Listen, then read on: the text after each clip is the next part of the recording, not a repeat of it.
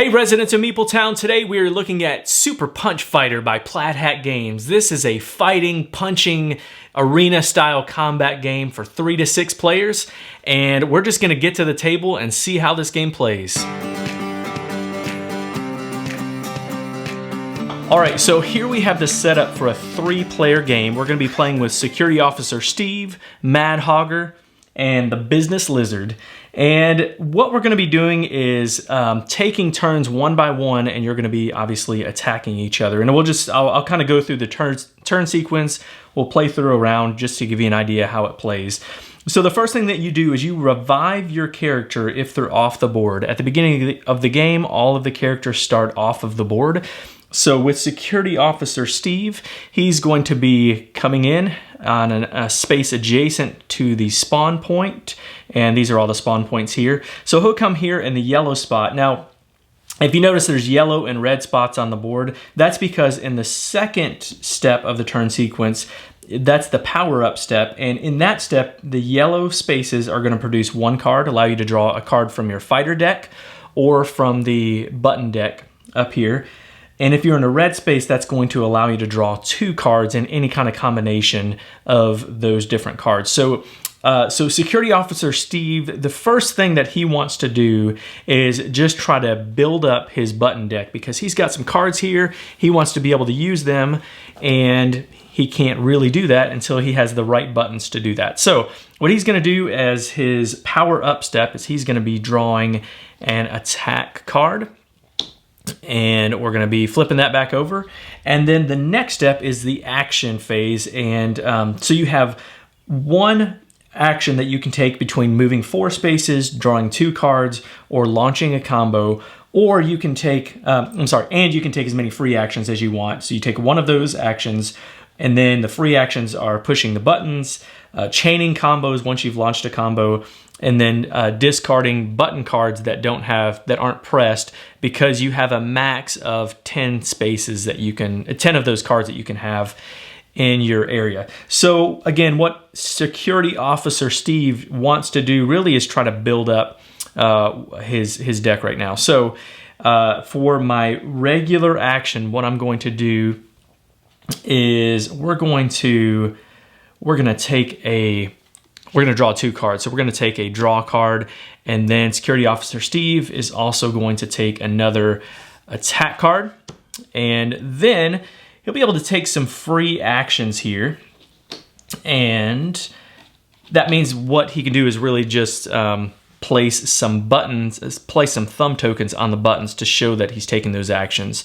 So that's what I'm going to do. I'm just going to place one on the draw button on the draw card, and that means I'll be able to draw from the fighter deck, and so that gives me an extra card. And then I'll go ahead and draw another one from the fighter deck, so that Security Officer Steve is out there on the board by himself. So right now what he's trying to do is just build up his fighter deck and kind of prep himself for the next round to be able to really launch an attack. So really that's all I'm going to do right now. Tell you what, I'm going to move 1 more space with the charge button, so that I'm in a red space. Potentially, when it comes back around, if Security Officer Steve is there, he'll be able to draw 2 cards instead of 1. So those are the actions that I'm going to take right now. Then I'm going to reset, which with the reset action, you're going to remove the thumb tokens from 4 buttons. I've got 3 on there, and so I'm good. Now, had I had more than 4 thumb tokens on those buttons, in the 5th stage of the turn sequence, I would have to discard all the remaining pushed buttons, which is, there's a lot of strategy that goes along with how you're going to place your buttons and which ones you're going to lose. If you're launching a bunch of combos and mashing a bunch of buttons, there's going to be some consequences where you're going to have to lose some of those cards. So that is going to be Security Officer Steve's turn. And now we're going to go over to Mad Hogger. The Mad Hogger is going to first revive, so spawn out here on the board. And when she does that, she is going to just be on the regular space. The Mad Hogger wants to kind of stay, actually over here, stay a little away from the action because she's got some cards that she really wants to launch this turn. So that's going to be my revive. I don't power up because I'm not in one of those spots, so I'm ready to take my actions. And so what I'm going to do is I'm going to, instead of moving 4 spaces or drawing 2 cards, I'm going to launch a combo. And this is really kind of where the crux of the game comes in, if you can build up these combos. So if you can see on this card, you're going to see that there's a D button that needs to be pushed for me to launch my taunt action, the combo. And with taunt, it says that I can attack 4 spaces away and hit this person, so in this case it's going to be Security Officer Steve, for 0 attack, which means I'm not actually going to hit him. But then it says pull 2.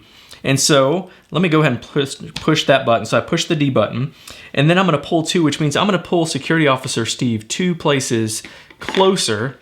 And then when I do that, the next thing it says is the next attack you make against this target is unblockable. So as my free action, I'm going to chain a combo and play the pork chop. Now, if you notice that there's a DA on this card, if the last button mashed on the combo card, the fighter card before that, matches the first button on this one, I can ignore that one, so I just have to press whatever's after that. In this case, it's A.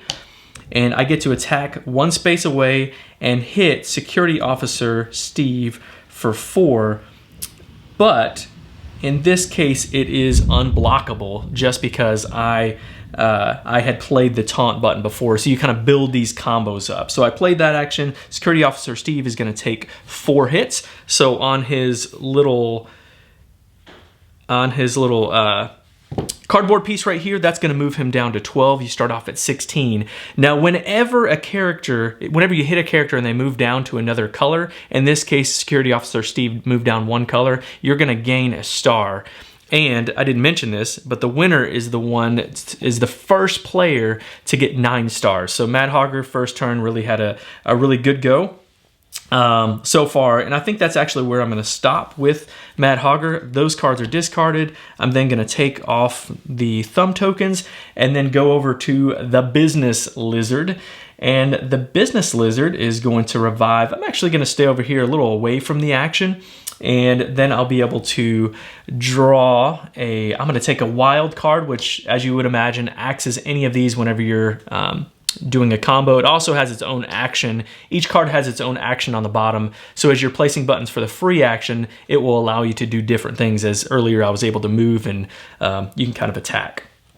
So the Business Lizard is going to take their draw 2 cards as their action. So what I'm going to do is I'm going to take a charge card, and then I'm going to take a draw card. And what I'm going to do is use some of my free actions to kind of run in there and take some pot shots at the other characters, maybe get some hits on them, and see what happens there. So that's my main action. I'm going to place a thumb token on the charge, which means I can move 2. I'll move 2 over here. For my next free action, I will attack. So I'm going to attack Security Officer Steve, which means I'm 1 space away, I can hit Security Officer Steve for 2.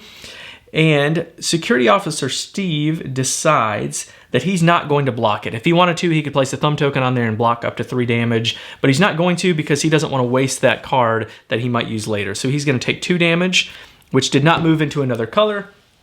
So Business Lizard does not get another action. I'm going to then place it on the draw, so I'll draw a fighter card, and then I'll place 1 more. I'm just gonna move up to 2. I'll move over on this red space to kind of prep myself for the next round.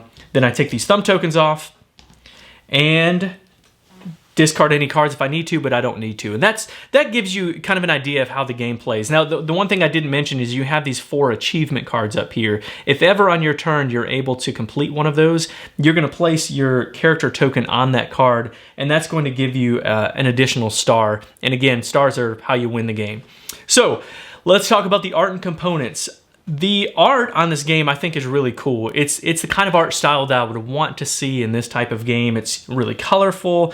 The characters are really interesting. You know, you have the Mad Hogger and the Business Lizard that just comes in with a suit, and the art style on the cards, I think, is really neat. And so I'm okay with that. Overall, I think the components are okay. Preferably, I would rather see minis than cardboard standees. If you saw me in the playthrough, I kind of knocked over some of these. So that's my preference, though. But I'm okay with how this is. Now, one negative for me, and this is kind of a big negative, but not really. There's no plastic bags to hold anything, and the insert is really non-existent. And so it's kind of frustrating that all this stuff just kind of gets thrown in the box unless I get some bags to bag it up. Not a huge deal. Let's talk about the gameplay, though. So in the gameplay, the things that I really like are how the combo cards work. You know, how you can chain combos, and you know, you can play a big string of cards out there just by matching the last button with the first button of the chained combo card that you want to play. So I think that's pretty fantastic. I like that you get to take these free actions where you can just kind of run in and take a punch and kind of run out as you're building up your deck, so that you're not just wasting your turn by just building up and not being able to do anything else. So I think that's interesting. I also think it's interesting that you have to think about how you want to be able to chain a bunch of combo cards, but if you do that, more than likely you're going to lose some of those button cards. So that's kind of a challenge to think through as well.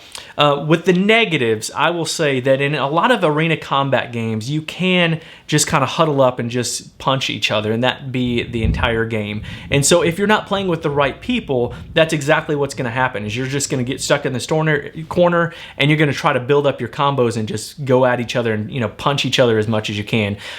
So I think you really, really have to kind of know the ins and outs of this game and how to move around, you know, and you know, you're not just building up combos, but you're also trying to take these free actions in the right order. But overall, you really have to play this game with the right crowd. The reason that I'm the one doing this video right now is because this is not John's style game at all. And so we knew that from the get-go, this wouldn't be his thing. But for me, I really at times just want a game. I don't have to think a lot. I just want to combo some cards up, punch other people, gain stars, and just be some, you know, silly fun.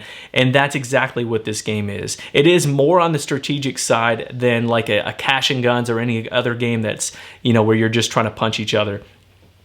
But final score, I would say I'm at about a 6.5, which is pretty good for this style of game for me, because it means that I want to play this game, but I've got to be in the right mood to play this. I'm not going to play this game all the time, and it has to be the right group. If it's not the right group and I'm not in the mood, this game will not be very much fun. So because of those factors, this game doesn't, you know, shoot up to the top of the list of games for me, but it's a game that I will enjoy if I want to play this style of game. This is a good one. So definitely check this out.